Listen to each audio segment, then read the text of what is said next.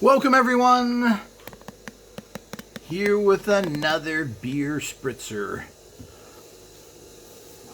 which is basically beer added in with soda, juice. A spritzer can be anything. These were popular for a while in the United States. We had wine spritzers, otherwise known as wine coolers. Bartles and James comes to mind, which of course never really caught on. There's not enough alcohol in them to please anyone, and they're so sweet that they tend to be very high in calories. So they never really caught on, even though I think they're really tasty. And of course, a lot of women like to drink this sweet junk instead of drinking real alcohol. Now, this has 2.5 alcohol in it. Let's see if I can get that adjusted. Here's what's in here. If I can get a good picture of this or not. Which, of course, is nothing. 2.5 alcohol. I can't seem to get it in focus here in terms of...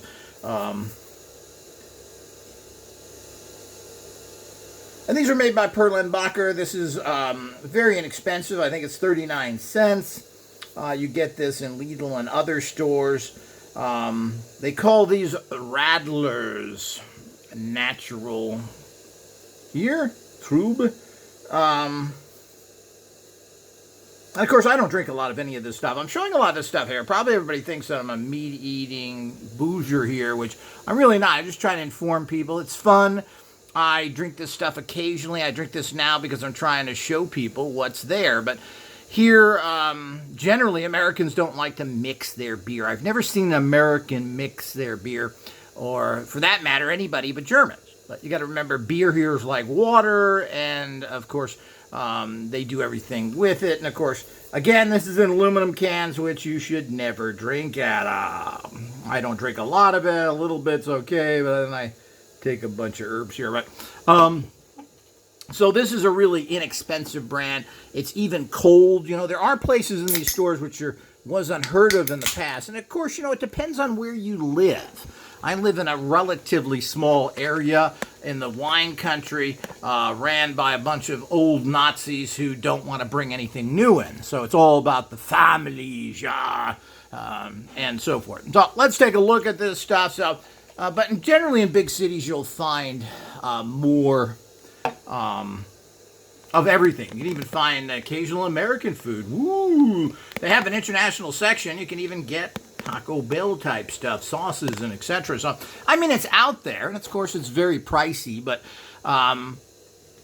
you can find it in the bigger cities, which are just crowded mess holes like all cities. So you've got that. This is how many actual... Let's see if I can find how many ounces this is. So this is 350 milliliters. I say 50, 330. So this is 11.15 ounces. So almost 12 ounces. So this is would be considered a 12-ounce can. Certainly some of the prices, particularly in Germany, on things are pretty good. So I think this was 39 cents. I'll have to check that again. I can see how this is cloudy. Now, beer wouldn't look like this unless it had something in it.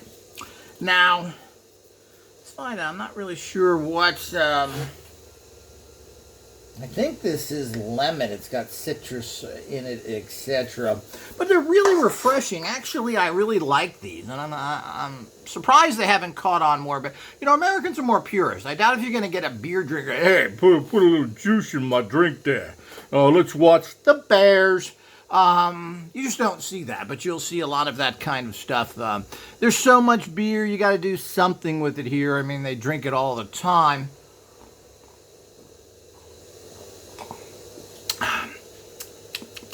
Try that.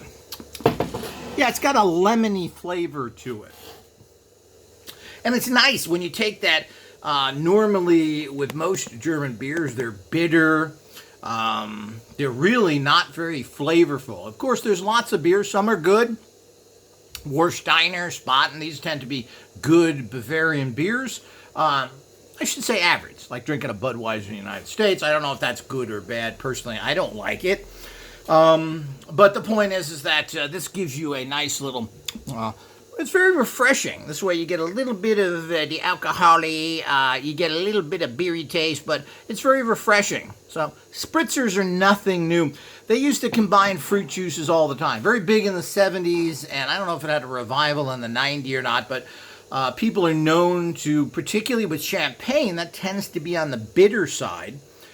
People would actually add fruit juice in it. And it made the kind of bitter wine, sparkling wine, taste good.